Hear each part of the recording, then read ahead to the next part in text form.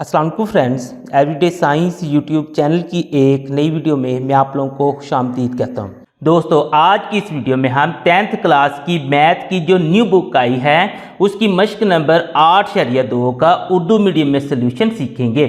मश्क number 8/2 को start करने से पहले हमें ना कि कुछ चीज़ों का पता होना चाहिए, क्योंकि इन चीज़ों ने कि बार बार इस पूरी एक्सरसाइज में इस्तेमाल होना है। तो यहाँ पे ना कि मैं अगर आप लोगों को बताऊँ तो ये जो हमारे पास दायरा होता है ना एक, तो ये जो दायरा होता है इसका ये जो हमारे पास ना कि सेंटर में पॉइंट आता है इसको हम ना कि मरकज़ कहते हैं। इसको ओ से ज़ाहिर कर लेते हैं। अगर आप लोग ओ से नहीं ज़ाहिर करना तो जिस मर्ज़ी से आप लोग ज़ाहिर करें वो आप लोगों की अपनी मर्ज़ी है। अब नेक्स्ट असल में जो चीज़ें मैं बताना चाह रहा हूँ वो ये है कि अगर हम ना कि दायरे के एक पॉइंट से किसी दूसरे पॉइंट तक ना कि इस तरह से लाइन खींचें, जैसे फॉर एग्जाम्पल ना कि ये मैं एक ना कि लाइन खींच रहा हूँ, मैं इसको ना कि 3 सेंटीमीटर ना खींच देता हूँ। इस तरीके से मैं 3 सेंटीमीटर की एक लाइन खींचूँ तो ये मेरे पास ना कि एक इसका ना कि वतर बन जाएगा और ये 3 सेंटीमीटर का वतर है। और एक और लाइन में ना कि यहाँ पे खींच देता हूँ, एक और वतर ना कि 3 सेंटीमीटर का ही ना मैं ले लेता हूँ। इस तरीके से ये असल में ना कि मैं आपको ना कुछ चीज़ें समझाना चाह रहा हूँ, क्योंकि ये ना कि हमारे पास बार बार इस्तेमाल होंगी। तो ये मैंने ना एक और लाइन ना कि 3 सेंटीमीटर की ही खींच दी, यानी कि ये मेरे पास ना कि 2 वतर बन गए हैं और दोनों ही मेरे पास ना कि 3-3 सेंटीमीटर के हैं। अच्छा, अब ये जो वतर है ना, अगर हमारे पास 2 वतर ना कि बराबर होंगे तो सेंटर से ना कि सेंटर के साथ ये जो एक एंगल बनाएंगे, ये इस तरीके से सेंटर के साथ एंगल बन जाएगा। पहले वतर का मतलब इसको इससे मिलाएं और इसको इससे मिलाएं तो हमारे पास ना कि पहले वतर का एक एंगल बन जाएगा, और फिर अगर आप लोग इसको इससे मिला दें तो दूसरे से अगर आप लोग देखेंगे ना दूसरे वतर का भी एक एंगल बन जाएगा। यानी कि एक एंगल अगर आप लोग देखेंगे तो वो आप लोगों के पास ना कि ये वाला बन रहा है, ये वाला। अगर इनको ना कि हम नाम दे दें, ये ए है, ये बी है और आगे नाम दे दें ये सी है। इस तरीके से एक एंगल हमारे पास ये बन रहा है और एक ये बन रहा है। ये जो एंगल ए ओ बी है ना, हम ये कह सकते हैं major angle A O B जो है वो हमारे पास बराबर होगा बी ओ सी के। ये उसी वक्त बराबर होगा जब ना कि हमारे पास ये दोनों वतर जो हैं ये लंबाई में बराबर होंगे। अब तीसरे नंबर पर ना कि हमारे पास ये है कि यहाँ से लेकर ना कि यहाँ से लेकर दायरे की ये जो इस तरीके से हमारे पास आ रहा है इसे हम ना कि कोस कहते हैं। ये जो कोस ए बी है ना, कोस को हम इस तरह से ज़ाहिर करते हैं, कोस ए बी जो है वो अब हमारे पास बराबर होगी कोस बी सी के। ये उसी सूरत में होगा जब ना कि ये दोनों वतर हमारे पास ना के बराबर होंगे। वतर हमारे पास असल में एक ना कि दायरे के एक पॉइंट से दूसरे पॉइंट तक ना कि लाइन होती है। अगर यही लाइन एक पॉइंट से दूसरे पॉइंट तक सेंटर में से गुजर के चली जाए तो वो हमारे पास जो वतर बनेगा उसको हम ना कि कुतर कह देते हैं। लेकिन अभी हम ना इन जस्ट ना कि वतर की बात कर रहे हैं। अगर आप लोगों के पास 2 वतर लंबाई में बराबर हैं तो हमारे पास नतीजा ये निकला कि उनका जो हमारे पास जाविये बनेंगे वो भी लंबाई में बराबर हैं, और दूसरे नंबर पर ना कि उनकी जो कोसें बनेगी वो भी लंबाई में बराबर हैं। अब ये आप लोगों को ना अपोजिट भी पूछ सकते हैं। फॉर एग्जाम्पल वो कहे कि 2 कोसें बराबर हैं तो आप लोगों से मसलन कि अगर 2 कोसें बराबर हैं तो उससे आप लोग ये नतीजा निकाल सकते हैं कि उनके दोनों वतर भी लंबाई में बराबर हैं और उनके जो जाविये बन रहे हैं वो भी हमारे पास ना कि बराबर हैं।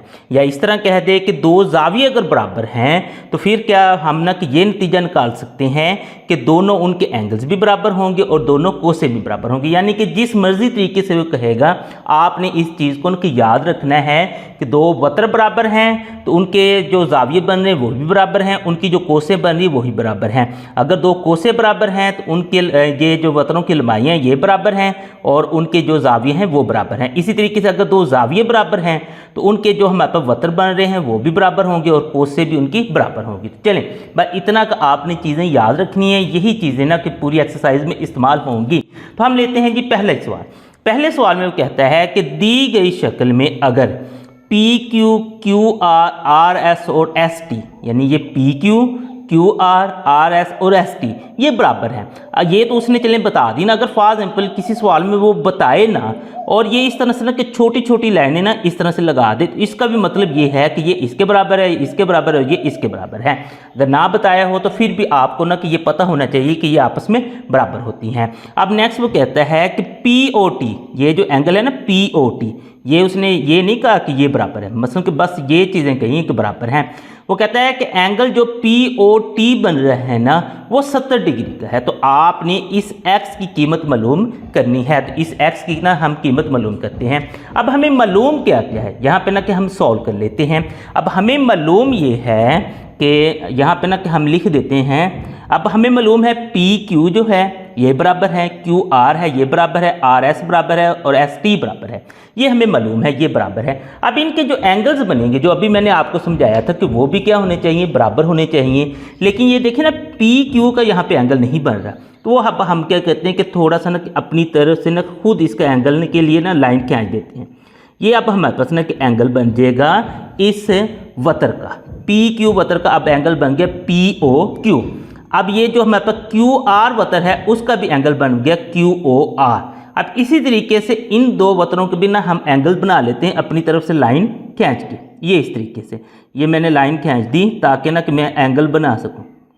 अब अगर मैं देखूं तो मेरे पास ये वाला एंगल, ये वाला एंगल, ये वाला एंगल और ये वाला एंगल सारे बराबर होंगे क्योंकि इनके वतर जो हैं वो भी बराबर हैं। अगर ये सारे एंगल्स बराबर हैं तो इनको ना कि मैं कह सकता हूँ, अगर फॉर एग्जांपल मैं इस एंगल को ना POQ जो एंगल है इसको मैं कहूँ कि ये थीटा है, तो इसका मतलब है ये भी थीटा, क्योंकि मुझे मालूम नहीं है, मैं फ़र्ज़ कर रहा हूँ कि ये भी थीटा, ये भी थीटा है। अगला ये जो है ये भी मेरे पास थीटा है और उससे अगला ये जो एंगल है ये भी मेरे पास ना कि थीटा है। एक्स की बात ना हम बाद में करते हैं क्योंकि इनके ये सारे वतर बराबर थे, लिहाजा सारे एंगल्स बराबर हैं। इसका वतर हमें दिया ही नहीं था तो ये हमें पता ही नहीं है, तो ये एंगल हमने ना कि लहदा ही छोड़ दिया। ये 70 डिग्री ये उसने खुद बता दिया हमें, ये हमने ना साइड पे रख दिया। अब हम ना कि इसको हल करते हैं। हल करने के लिए ना कि हमें चूँकि उसने जो दिया है ना हम यहाँ पे लिख देते हैं कि चूँकि ये जो मेजर एंगल PQ है ये उसने ना कि हमें खुद ही दिया, PQ है वो बराबर है हमारे पास, आगे देखेंगे QR के, ये जो इसने ना सारी चीज़ें दी हैं। और उसके बाद अगर आप लोग देखें RS के, ये इसी तरीके से आपने लिख देना है। और उसके बाद देखें तो ST के, यानी कि ये सारी चीज़ें ना कि बराबर हैं, ये उसने ना कि हमें खुद बताई हैं। तो यहाँ पे आप लोग ना कि लिहाजा इस तरह से ना कि लिख देंगे। लिहाजा अब हमारे पास क्या होगा, इनके जो एंगल्स होंगे अगर PQ, QR और RS और ST बराबर हैं तो इनके जो एंगल्स बन रहे हैं वो भी सारे बराबर होंगे। यानी कि मेजर एंगल अगर आप लोग देखें POQ, यहाँ पे हम लिख सकते हैं कि मेजर एंगल POQ वो बराबर है हमारे पास मेजर एंगल आगे है जी QOR के, यानी एंगल QOR के। उसके आगे चलें तो हमारे पास अगला भी बराबर है, फिर ये जो ROS यानी कि ये जो एंगल है ये भी बराबर है ROS। उससे अगला भी अगर आप लोग देखें SOT, ये भी फिर इनके ना के बराबर होगा SOT। तो ये इस तरीके से आपने लिख देना है कि यानी कि इनके जो हमारे पास ना कि वतर बराबर थे उनके जो मुतल्लिका एंगल है ना वो भी हमारे पास ना कि सारे ही बराबर हैं। अब हम ना कि यहाँ पे एक चीज़ ना कि फ़र्ज़ कर लेते हैं, हम कहते हैं कि फ़र्ज़ करें हर एक जो जाविया है ना वो, अब मैंने वहाँ पे तो लिख लिया था लेकिन यहाँ पे भी आपने लिख देना, हर एक जाविया जो है ना वो बराबर है थीटा।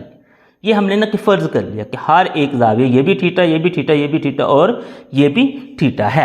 लेकिन जो हमें एक एंगल दिया हुआ है TOP वो हमें दिया हुआ है, यहाँ पे उसका लिख देते हैं कि जो एंगल दिया है TOP वो 70 डिग्री का है, वो यहाँ पे हमने लिख दिया है। अब ये इतनी चीज़ें लिखने के बाद नेक्स्ट एक चीज़ का आपको और पता होना चाहिए, जो हमारे पास पूरा दायरा होता है ना, अगर उनके एंगल्स को सारे एंगल जितने भी दायरे में एंगल बने उन सब को अगर मैं जमा करूं तो मेरे पास जो जवाब आना चाहिए वो 360 आना चाहिए। इस केस में अगर देखें ना ये एक एंगल थीटा है, ये थीटा है, ये थीटा, ये थीटा है, यानी कि टोटल 4 थीटा हो गए प्लस 70 अगर मैं करूं तो मेरे पास आंसर आना चाहिए 360। अगर ये मुझे ना इस रूल का पता है तो मैं इस रूल को अप्लाई कर सकता हूँ।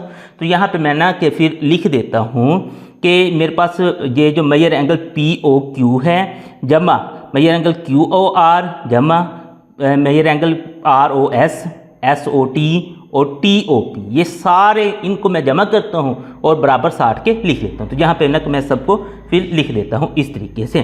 तो मेरे पास सबसे पहला जो एंगल है वो POQ है, इसको मैंने ना कि जमा करना है जो एंगल मेरे पास है जी QOR में। उसके बाद एंगल जो है वो मेरे पास है जी ROS। उसके बाद एंगल देखेंगे तो वो मेरे पास है जी SOT। ये वाले 4 आ गए ना जिनके वतर बराबर थे। और एक ये वाला है जी एंगल TOP, एंगल है जी TOP। इन सब को अगर मैं ना कि जमा करूं, P बनते हैं, इन सब को जमा करूं तो वो 360 के बराबर होता है। ये इस तरीके से आपने लिख लिया, यानी कि इन सब को हमने जमा किया और ये 360 के बराबर आ गए। अब इनकी ना कि हम कीमतें दर्ज कर देते हैं। जो हमने ना कि फ़र्ज़ किया था कि इसको भी हमने थीटा रखा था, इसको हम यहाँ पे थीटा लिख देते हैं, अगले को भी थीटा रखा था, उससे अगले को भी थीटा रखा था, उससे अगले को भी थीटा रखा था, और इसको हमने ना कि 70 डिग्री, क्योंकि उसने खुद बताया हो ये हमने 70 डिग्री ही रखना है, बराबर हो जाएगा जी 360 के। ये इस तरीके से। अब इसको ना कि मज़ीद आगे हम ना कि हल करते जाते हैं। 1 थीटा 2 3 4, ये टोटल बन गए हमारे पास 4 थीटा प्लस 70 बराबर हो जाएगा जी 360 के। ये इस तरीके से हमने ले लिया। अब ये जो 70 है इधर हमारे पास प्लस का है, दूसरी साइड पे जाके इसने माइनस का हो जाना है। तो चलें इसको दूसरी साइड पे लेके चलते हैं और माइनस का कर देते हैं। तो 4 थीटा जो है वो बराबर हो जाएगा 360 माइनस मेरे पास ना कि 70 डिग्री के, इस तरीके के। अब इसको ना कि माइनस कर लेते हैं, 360 में से हम ना कि 70 निकाल लेते हैं। उसके लिए कैलकुलेटर का इस्तेमाल करते हैं।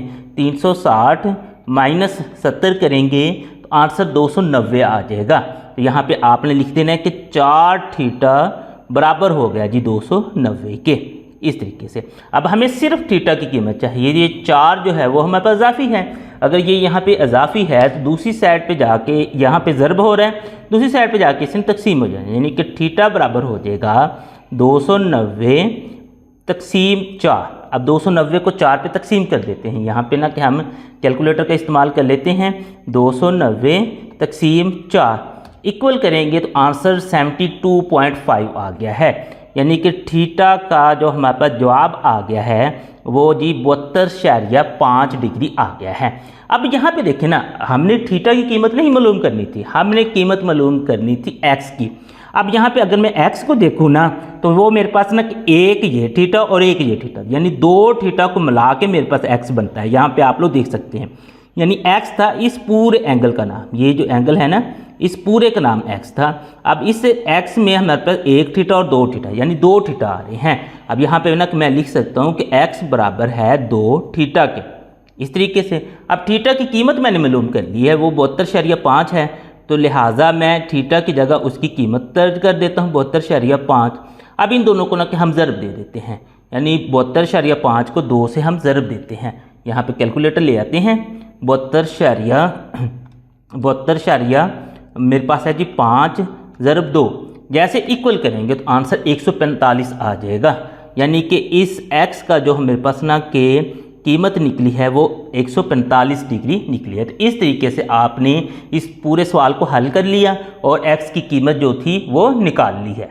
मश्क नंबर 8.2 का अगर हम दूसरा सवाल देखें तो वो कहता है कि दी गई शक्ल में एक्स और वाई की कीमतें मालूम कीजिए, यानी कि ये शक्ल दी गई है, आपने यहाँ से एक्स और वाई दोनों की कीमतें मालूम करनी है। तो चलें अब हम ना कि इनको सॉल्व करते हैं और एक्स और वाई की दोनों की ना कि कीमतें मालूम कर लेते हैं। यहाँ पे अगर आप लोग देखेंगे ना, तो अगर आप लोग देखें तो ये ना कि उसने ये हमें बताया नहीं है कि ये ए बी बी सी या सी डी बराबर हैं या नहीं है, लेकिन मैंने कहा था कि आपके पास अगर ये इस तरह से निशान लगे होंगे लाइनों पे तो इसका मतलब है कि ये बराबर हैं। तो अगर ये यहाँ पे निशान लगे हैं तो इसका मतलब ये है कि इसका ये जो हमारे पास ना कि वतर है ए बी सी और सी डी, ये तीनों हमारे पास ना कि बराबर हैं। तो यहाँ पे ना कि हम लिख देते हैं कि चूँकि ये हमें ना उसने वतर बताए हुए हैं कि ये जो वतर ए बी है ये बराबर है हमारे पास ये जो वतर दिया हुआ है बी सी, और वो बराबर है हमारे पास अगला वतर जो दिया हुआ है डी सी या सी डी, ये इस तरीके से, यानी कि ये तीनों वतर हमारे पास बराबर हैं। अब असल में हमने एक्स और वाई दोनों की कीमतें मालूम करनी है, तो मैं पहले ना कि एक्स की कीमत ना मालूम करता हूँ, फिर आगे मैं चलूँगा। अब एक्स की कीमत मालूम करनी है तो वैसे अगर आप लोग देखेंगे तो इसकी उसने ना कि एंगल वगैरह वाजे दिए तो नहीं है, हम ना कि फ़र्ज़ कर लेते हैं। अब ये ना कि हमें अजाफी लाइन लगाने की ज़रूरत नहीं है, क्योंकि इसने खुद ही लाइनें ना पूरी लगा के दी हैं, यानी ये वतर था, इसकी दोनों लाइनें लगी हैं, इसका एंगल बना हुआ है, ये वतर है, इसकी दोनों लाइनें लगी हैं और एंगल बना हुआ है। ये था, इसकी दोनों लाइनें लगी हैं और एंगल बना है। तो मैं फ़र्ज़ करता हूँ चूँकि ये वतर जो हैं ये तीनों बराबर हैं, लिहाजा इनके जो ज़ाविये होंगे वो भी बराबर होंगे। मैं कहता हूँ ये भी थीटा है, ये भी थीटा है और ये भी थीटा है। बाकी एक्स वगैरह की जो कीमत निकालनी है ना वो हम ना के बाद में निकाल लेते हैं। तो चलें अब आगे चलते हैं। आगे अगर हमने ये कह दिया कि ये तीनों वतर बराबर हैं, तो लिहाजा अगर ये तीनों वतर बराबर हैं तो इनके जो एंगल बनेंगे ए ओ बी, जो मैंने बताया था शुरू में ही आप लोगों को, अगर वतर बराबर हैं तो उनके जो एंगल बनेंगे, मैं ये एंगल लिखना था, वो बराबर हो, ए ओ बी बराबर हो जाएगा हमारे पास बी ओ सी के, और आगे वो बराबर हो जाएगा सी ओ डी के, यानी कि ये तीनों एंगल भी हमारे पास ना कि बराबर होंगे। ये आपने यहाँ पे लिख लेना है। अब यहाँ पे इतना के लिखने के बाद नेक्स्ट जो अगला काम है ना कि आपने ये कह लेना, अब थीटा यहाँ पे तो मैंने लिख लिया, तो मैं ये कह देता हूँ कि फ़र्ज़ किया हर, ये हमारे पास मसावी ज़ाविये हैं, तो यहाँ पे हम लिख लेते हैं कि मसावी ज़ाविया। हमने वो फ़र्ज़ कर लिया कि वो थीटा के बराबर है। ये सारा उसने हमें दिया था तो हमने कह दिया कि ये थीटा के बराबर है। अब नेक्स्ट हमने जो मालूम करना है ना कि सी ओ डी, ये हमने ना मालूम करना है कि मैं ये एंगल सी ओ डी, तो ये बराबर है हमारे पास एक्स के। ये उसने ना कहा कि आपने मालूम करना है, उसने दिया हुआ है, वो हमारे पास ना के एक्स के बराबर है। अब हम यहाँ पे जो काम करेंगे ना कि वो ये है, ये ना कि असल में पिछली जो हमारे पास ना थी, ये वाली जो तस्वीर थी, इसमें अगर आप लोग देखेंगे ना तो ये तीसरा एंगल, यानी कि ये 4 एंगल जो हमें दिए हुए थे और ये एंगल भी दिया था, तो हमने क्या किया, सबको जमा किया और 360 के बराबर कर लिया था। अब इसमें हमारे मसला ये है कि ये एंगल उसने अब बताया नहीं है, तो अब हम ये वाला फार्मूला यहाँ पे अप्लाई नहीं कर सकते, इसको किसी और तरीके से ना कि हम हल करते हैं। तो चलें इसको फिर ना कि हम हल करते हैं। तो हल करने के लिए ना कि मैं यहाँ पे ना कि एक फ़िक्रा लिख देता हूँ कि तीनों ज़ावियों को, तीनों जो मेरे पास ज़ाविये हैं इनको जमा करने से, तीनों ज़ावियों को जमा करने से, ये तीनों जो मेरे पास ज़ाविये आए हैं ए ओ बी, बी ओ सी और सी ओ डी, इन तीनों को ना कि मैं जमा कर देता हूँ। तो यहाँ पे ना कि जमा करके मैं आगे बताता हूँ कि इसको हमने बराबर किसकी करने हैं। हम करते हैं कि जो मेरे पास एंगल है जी, पहले ए ओ बी, इसको जमा किया, एंगल मेरे पास है जी बी ओ सी, और उसको जमा किया एंगल जो है मेरे पास सी ओ डी। इन तीनों को ना कि हमने जमा कर लिया है।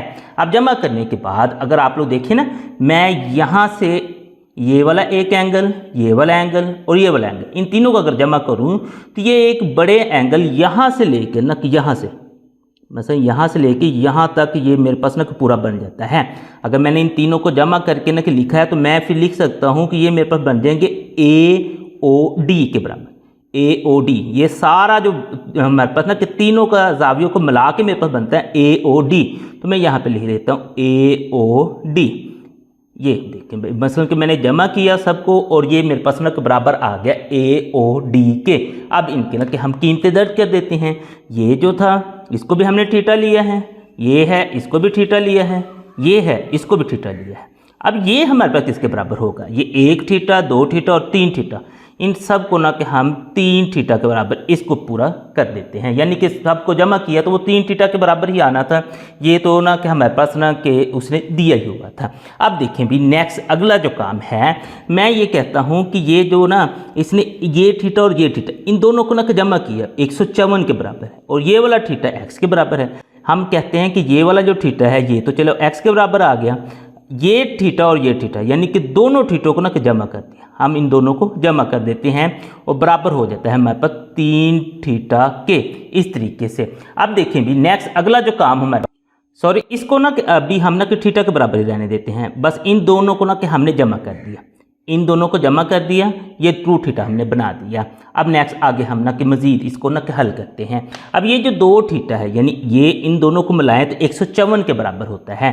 तो हम यहाँ पे ना लिख सकते हैं थीटा जमा 154 और बराबर हो जाएगा हमारे पास 3 थीटा के। यहाँ से ना कि हम थीटा की कीमत निकाल लेते हैं। अब थीटा की कीमत निकालनी है तो ये मेरे पास इजाफी है, उधर चला जाएगा, 154 मेरे पास यहाँ पे ही रहेगा और ये मेरे पास ना कि दूसरी साइड पे चला जाएगा। तो चलिए मैं इसको दूसरी साइड पे ले जाता हूँ। तो 3 थीटा माइनस मेरे पास ना कि थीटा हो जाएगा। 3 में से 1 निकाल लें तो मेरे पास 2 थीटा आ जाएगा, बराबर हो जाएगा 154 के। ये इसी तरीके से हमारे पास आता जाएगा। अब यहाँ से ना कि थीटा की हम ना की कीमत निकाल लेते हैं। थीटा की कीमत निकालनी है तो ये जो 2 है वो इजाफी है, दूसरी साइड पे जाके इसने हमारे पास ना तकसीम हो जाना है, तो इसको तकसीम कर लेते हैं। जो थीटा जो है वो 154 को ना कि 2 पे हम ना कि तकसीम करते हैं, तो चलें 2 पे तकसीम कर लेते हैं। 154 तकसीम 2 करते हैं तो हमारे पास आंसर 77 आ जाएगा, यानी कि इस थीटा की जो हमारे पास कीमत निकली है वो 77 डिग्री है। अब ये जो थीटा था ये असल में हमारे पास एक्स के बराबर था, तो यहाँ पे ना कि हम फिर लिख लेते हैं, यहाँ पे ये कुछ ना कुछ फिक्रा लिख दें, इसलिए लिहाजा कुछ भी लिख देंगे तो आप लोगों के पास ये जो x है वो बराबर हो जाएगा 77 डिग्री के। तो अब यहाँ से अगर आप लोग देखेंगे तो आपने x की कीमत निकाल ली है, इस x की कीमत तो आप लोग निकाल चुके हैं।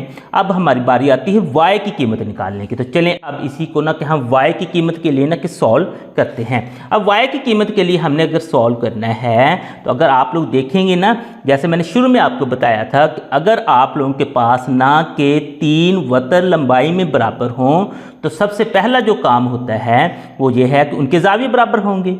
दूसरे नंबर पर उनकी जो कोसें होंगी ना कि वो भी हमारे पास ना के बराबर होंगी। अगर बराबर हैं तो हम ना के यहाँ पे ना के सिंपल सा वही लिख देंगे, चूँकि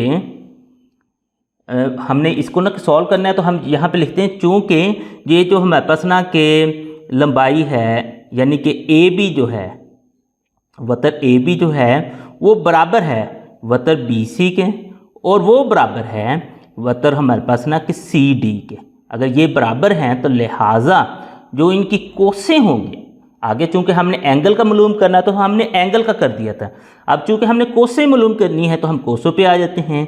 जो कोस ए बी है ये बराबर हो जाएगी कोस बी सी के, और वो बराबर हो जाएगी कोस सी डी के, यानी कि अब उनकी ना कि कोसें भी जो है ना कि वो हमारे पास ना कि बराबर हो जाएंगी इस तरीके से।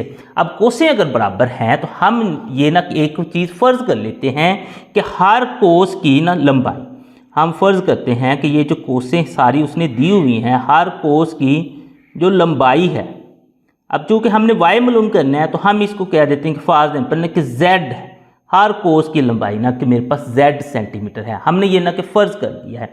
अब अगर हर कोस की लंबाई z सेंटीमीटर है तो हम क्या करते हैं, इन तीनों कोसों को ना कि जमा कर देते हैं, यानी कि ए बी कोस है, उसके बाद आगे अगर आप लोग देखें बी सी कोस है, उससे आगे देखें तो सी डी कोस है। इन तीनों को ना कि हम जमा करते हैं जैसे हमने ज़ावियों को जमा किया था, और एक बड़ी कोस देखेंगे ये यहाँ से लेकर यहाँ तक बनेगी, यानी कि ये सारी बड़ी कोस उसको हम नाम देंगे ए डी का। तो यानी कि इन तीनों को जमा करें तो एक बड़ी कोस ए डी के हमारे पास बराबर हो जाता है। अब सबको ना कि हमने z के बराबर ना कि फ़र्ज़ किया है, तो ये भी z है, ये भी z है और अगली भी z है। अब ए डी को देखें ना, ये हमारे पास z, ये z और ये z, ये टोटल देखेंगे तो 3z के वो बराबर हो जाएगी, बिल्कुल जैसे हमने ज़ावियों को किया था बिल्कुल उसी तरीके से ना कि हमने कोसों के साथ भी कर लेना है। तो ये इस तरीके से आपने लिख लेना है। अब चूँकि हमने y की कीमत मालूम करनी, तो y अगर आप लोग देखेंगे ना वो यहाँ से लेकर b से लेकर d तक है, यानी कि एक ये वाली कोस यहाँ से यहाँ तक और एक ये वाली कोस, यानी कि 2z को मिला के हमारे पास ना कि y होगा। तो हम क्या करते हैं कि इसको वैसे ही रहने देते हैं, इनको 2z कर देते हैं, बराबर 3z हो जाएगा। अब ये जो 2z है ये हमारे पास ना y के बराबर हो जाएगा, यानी कि यहाँ से लेके यहाँ तक ये है y के बराबर। इसको ना कि हम y के बराबर ना कि दर्ज कर देते हैं, z जमा y बराबर हो जाएगा ये 3z के, इस तरीके से। अब ये जो हमने क्योंकि y की कीमत मालूम करनी है, ये z हमारे पास इजाफी है, इसे दूसरी साइड पे ले जाते हैं तो y बराबर हो जाएगा 3z माइनस z। अब 3 में से अगर ना कि माइनस निकाल दें एक z को तो y बराबर आ जाएगा 2z के। अब z की ना उसने कीमत दी हुई थी शुरू में, अगर आप लोग देखें ना ये वाली जो है यानी ए बी ये z के बराबर है और इसकी कीमत है जी 3, तो इस z की जगह फिर हम ना कि 3 को पुट कर लेंगे तो y बराबर आ जाएगा 2 ज़रब 3, 2 को 3 से ज़रब दें तो हमारे पास आंसर आ जाता है 6, यानी 3 2 6 सेंटीमीटर। y की जो फिर हमारे पास कीमत आ गई है वो 6 सेंटीमीटर है और x की कीमत हम पहले निकाल चुके थे। मश्क नंबर 8/2 का अगर हम तीसरा सवाल देखें, वो कहता है कि दी गई शक्ल में x और y की कीमतें मालूम कीजिए जबकि ये जो हमारे पास कोस AB है वो बराबर है कोस BD के। यानी कि ये शक्ल दी गई है, यहाँ से आप लोगों ने एक तो ये x इसकी कीमत मालूम करनी है और एक ये y जो है इसकी कीमत मालूम करनी है। अब हमें बताया ये गया है कि ये जो कोस AB है वो कोस BD के बराबर है। चलें अब इसको ना कि हम सॉल्व करते हैं। अगर कोस AB जो है वो कोस BD के बराबर है, यहाँ पे ना कि हम लिख लेते हैं, चूँकि उसने ना कि हमें खुद ही बता दिया तो बस हमने यहाँ पे लिख देना, चूँकि ये जो कोस है ना AB ये बराबर है हमारे पास कोस BD के। ये इस तरीके से हमने लिख देना है, ये वहाँ से हमने लिख देना है।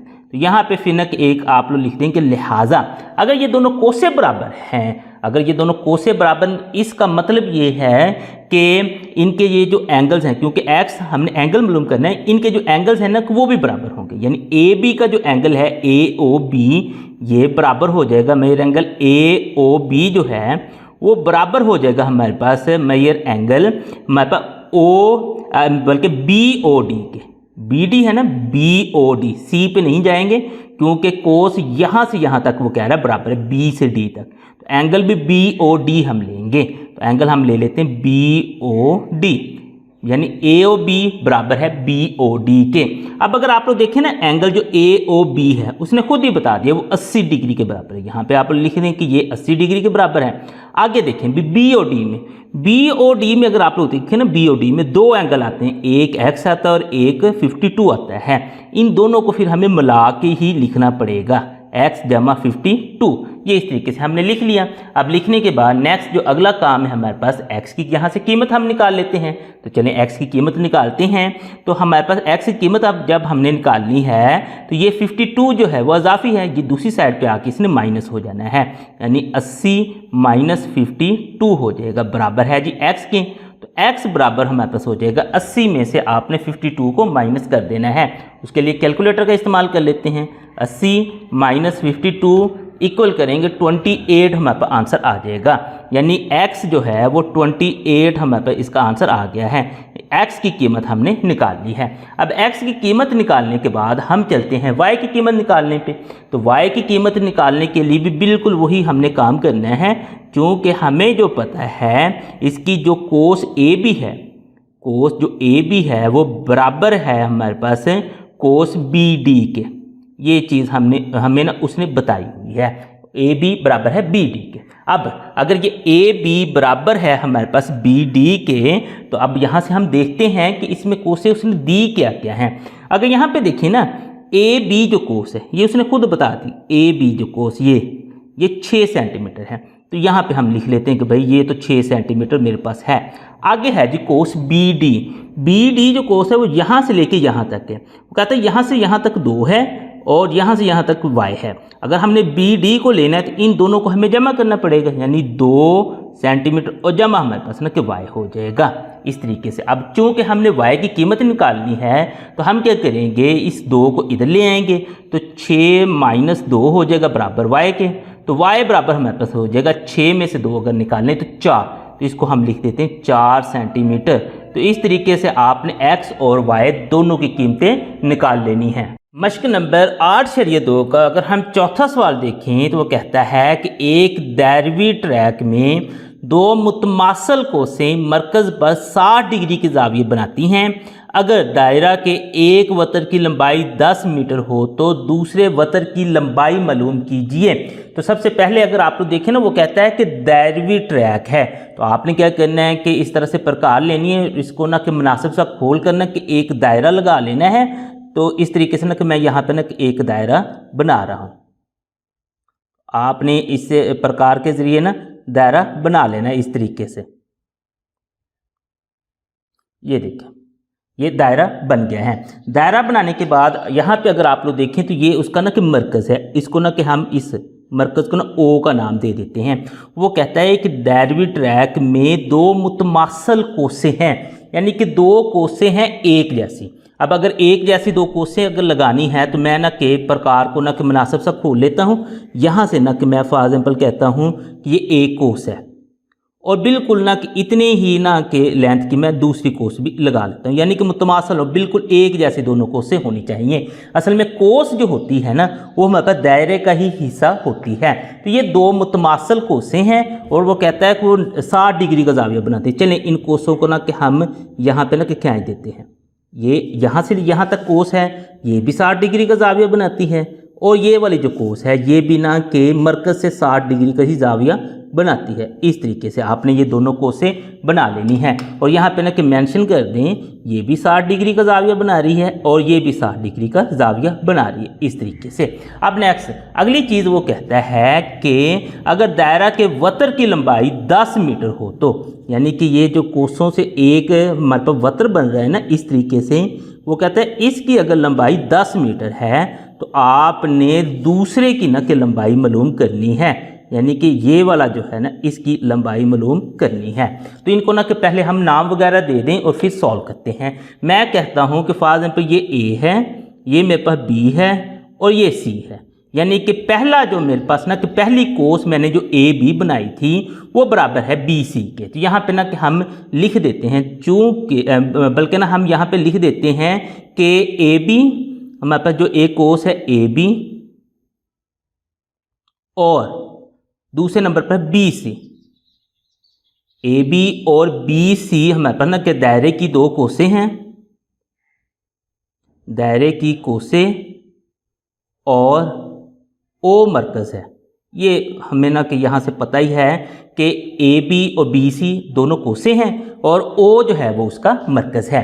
अब यहाँ पे ना कि हमें उसने ना कि जो बताया हुआ था, चूँकि ये जो ए बी है, जो कोस ए बी है ये हमारे पास बराबर है कोस बी सी के, ये हमें ना उसने खुद ही बताया हुआ था, यानी कि ए बी जो कोस है वो बी सी के बराबर, यानी वो कहता है कि दो मुतमासल कोसें हैं तो ये दोनों तो आपस में ना कि बराबर हैं। अगर ये दोनों बराबर हैं, दूसरे नंबर पर वो ये कह रहा है कि इनके जो जाविये हैं, यानी ए ओ बी जो है, जो हमारे पास जाविया ए ओ बी है ये बराबर है जाविया बी ओ सी के, यानी कि इनके जो वो कहता है कि जाविये हैं ना वो भी बराबर हैं और वो दोनों ही 60 डिग्री के बराबर हैं, यानी ये भी 60 डिग्री के बराबर है और ये भी 60 डिग्री के बराबर है। तो ये चीज़ें उसने ना कि हमें खुद बताई हैं। अब बताई हैं तो लिहाजा आगे वो कह रहा है, अच्छा उसके अलावा भी ना एक और चीज़ भी उसने बताई है कि पहली जो कोस है ना, पहली बल्कि जो वतर है ए बी जो वतर है वो उसने बताया है कि वो 10 मीटर है। तो लिहाजा हम ना ये कह सकते हैं कि अगर दो कोसें बराबर हैं, उनके जाविये भी बराबर हैं, तो लिहाजा उनके जो वतर होंगे वो भी बराबर होंगे। अगर ए बी आप लोग के पास 10 मीटर है तो जो बी सी होगा यानी दूसरा जो वतर होगा वो भी 10 मीटर ही होगा। तो यहाँ पे आप लोग लिख सकते हैं कि दूसरे वतर की लंबाई, तो दूसरे वतर की लंबाई यानी बी सी की जो लंबाई है वो भी आप लोगों के पास 10 मीटर ही होगी। अब एक तरीका तो ये था आपके पास सवाल सॉल्व करने का। अगर आप लोग इस तरह से नहीं करना चाहते तो आप लोग इस तरह से ना कि ये सिंपल सा ना कि लिख दें कि चूँकि दो कोसें मुतमासल हैं एक दायरवी ट्रैक के वो 60 डिग्री का जाविया मरकज़ से बनाती हैं, यही चीज़ उसने जो बताई है, लिहाजा उनके वतर भी बराबर होंगे। अब अगर एक वतर की लंबाई 10 मीटर है तो दूसरे वतर की लंबाई 10 मीटर होगी। अब ये अगर आप इस तरीके से सॉल्व करना चाहें तो इस तरीके से भी आपका जवाब बिल्कुल ठीक आ जाएगा। अगर आप उस तरीके से नहीं करना चाहते तो आप लोग ये बस ना इतने 2-3 लाइनें लिख देंगे तो फिर भी आपका जवाब ठीक आ जाएगा। मश्क नंबर 8.2 का अगर हम 5वां सवाल देखें तो वो कहता है कि एक दायरवी फुआरे में पानी के 2 तेज धारे इस तरह नस्ब किए गए हैं कि वह लंबाई वाली कोसों के साथ पानी का छिड़काव करते हैं, यानी कोस जो दायरे का हिस्सा होती है ना उसके साथ वो कहते हैं कि छिड़काव करते हैं। अगर एक धारा P और Q के दरमियान छिड़काव करें और ख़त मुस्तकीम का फासला यानी कि जो उसका वतर बनेगा वो अगर आप लोग देखें 12 मीटर हो तो दूसरे तेज़ धारे की तरफ तय किए गए ख़त मुस्तकीम वतर RS का फासला क्या है जो कोस RS के साथ स्प्रे करता है, जो कि कोस PQ के मुतमासल है। यहाँ पे जो चीज़ समझने वाली है ना कि असल में उसने ना कि दो कोसों की बात की है PQ और RS, और वो कहता है कि ये दोनों कोसें मुतमासिल हैं, यानी कि इनकी जो हमारे पास ना कि लंबाई है वो बिल्कुल एक जितनी है। तो चलें अब इसको ना कि हम सॉल्व करते हैं। और चूंकि उसने दायरवी फुहारे की बात की है तो हम क्या कहते हैं कि एक दायरा बना लेते हैं। कि आप लोग प्रकार को मुनासिब सा खोलकर यहाँ पे ना कि एक दायरा बना देंगे। इस तरीके से आपने एक दायरा बना देना है। ये इस तरीके से आप लोगों के पास दायरा बन गया है। दायरा बनने के बाद नेक्स्ट आप लोग ये ना कि कर लें कि ये जो होता है ये इसका मरकज़ होता है। इसको फॉर एग्जाम्पल हम ओ का नाम दे देते हैं। अब दो जो उसकी कोसें हैं वो बराबर हैं। अगर दो कोसें बराबर हैं तो आप लोग मुनासिब से इस प्रकार को खोल कर ना इस तरीके से ये ना कि दो कट लगा लें, एक ये और दूसरा आप लोग ये ना कि फिर बराबर कोसें ना कि आपके पास बन जाएंगी। असल में कोस हमारे पास ना कि दायरे का ही हिस्सा होती है। अब ना कि आप लोग इस तरह कर लें कि इनको ना कि मिला दें। आप इस तरह से ना ये मेरे पास ना कि एक कोस बन जाएगी, इसको मिला देंगे और फिर आपने ना कि ये दूसरी जो कोस है इसको भी मिला देना है। इस तरीके से ये इस तरीके से आपने ना कि दो कोस मिला दी हैं। अब ये जो कोस है ना ये वाली कोस, इसको उसने ना कि नाम दिया है पी क्यू का। ये आप लोग यहाँ पे लिख दें पी क्यू, ये इसने उसको नाम दे दिया है पी क्यू का। अब दूसरी जो कोस है उसको उसने ना कि नाम दिया है, उसको नाम दिया उसने आर एस का। तो हम क्या कहते हैं कि दूसरी कोस चलें थोड़ा सा आगे बना लेते हैं, यानी कि यहाँ से हम ना कि कोस बना लेते हैं ये वाली।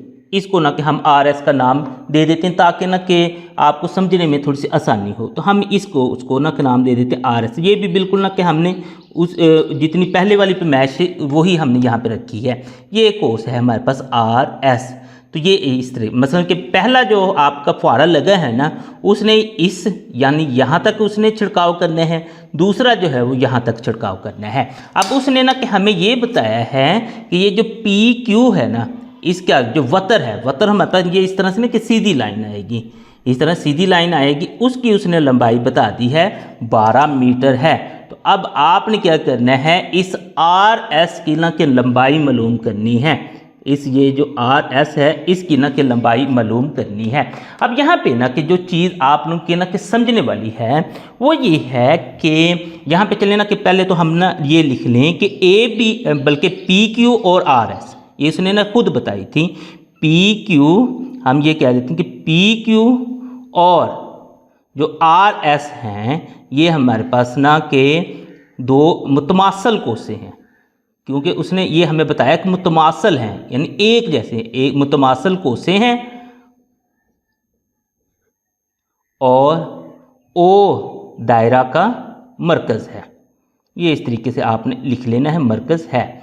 अब हमें जो उसने ना कि चीज़ें बताई हैं, जो हमें उसने बताया है चूँकि ये जो कोसें हैं ये मुतमासल हैं, यानी कि पी क्यू जो है कोस वो मुतमासल है या फिर बराबर है आर एस कोस के।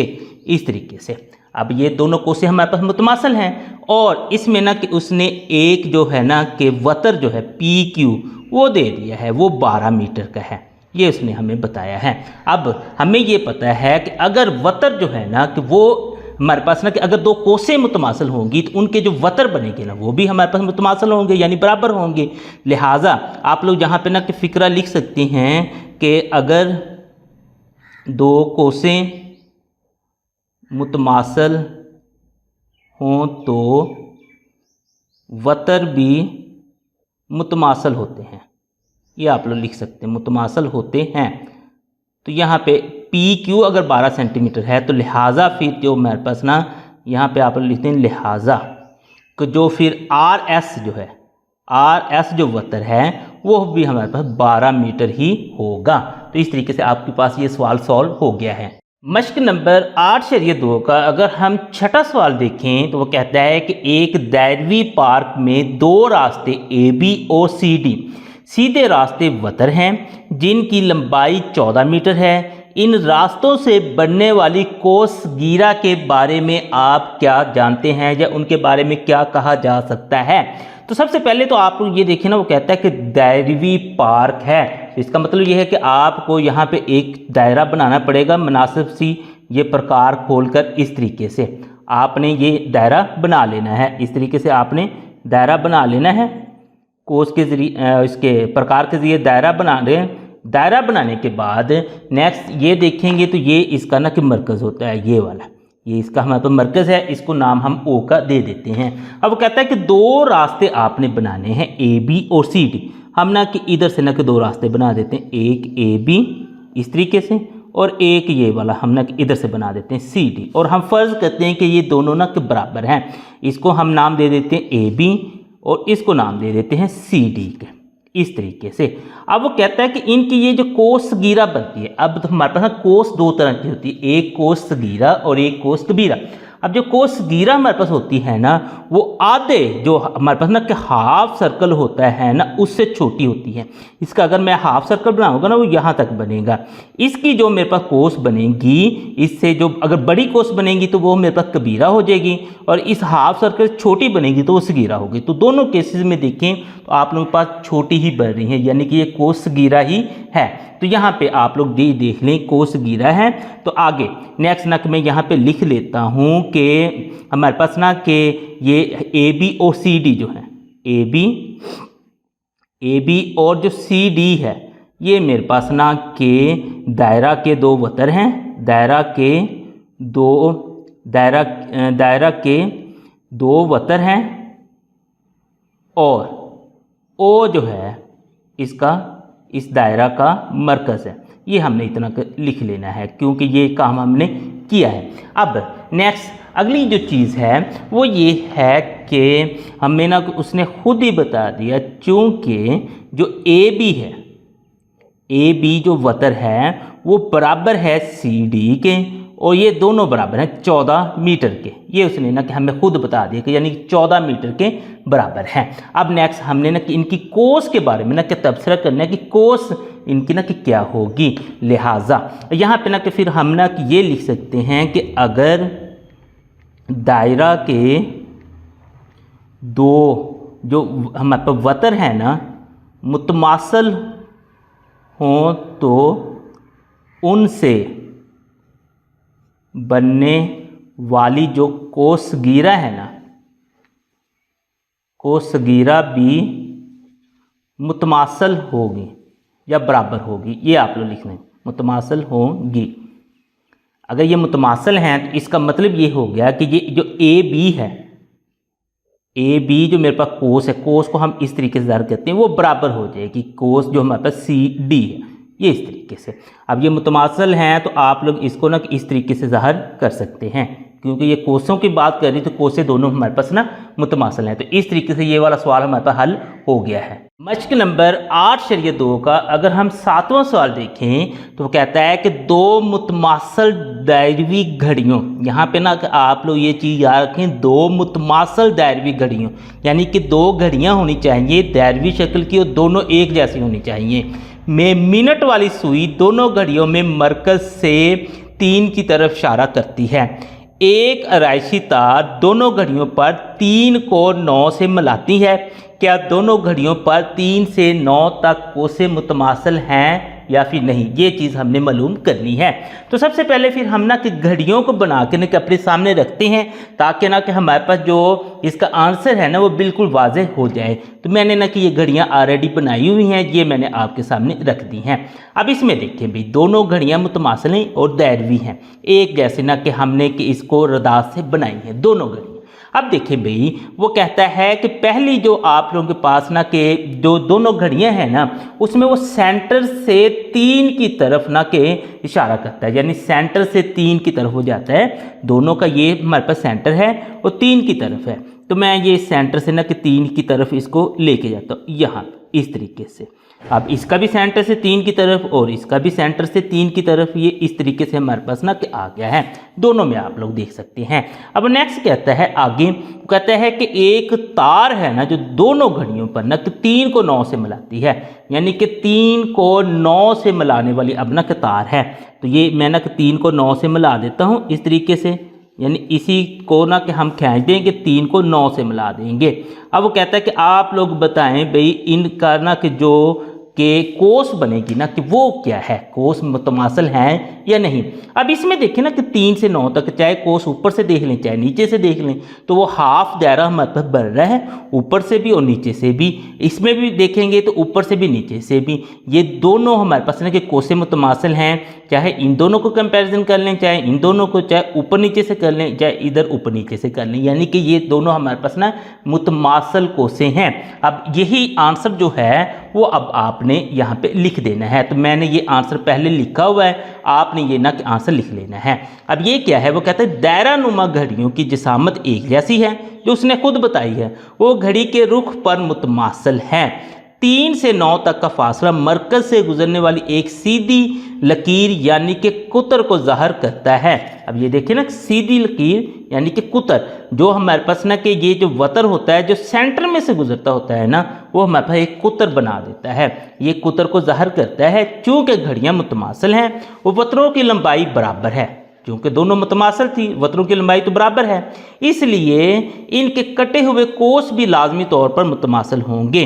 तो इस तरीके से जी हाँ, दोनों घड़ियों पर 3 से 9 तक के जो कोस है वो मुतमासल हैं। ये आपने आंसर अपना बनाकर लिख देना है।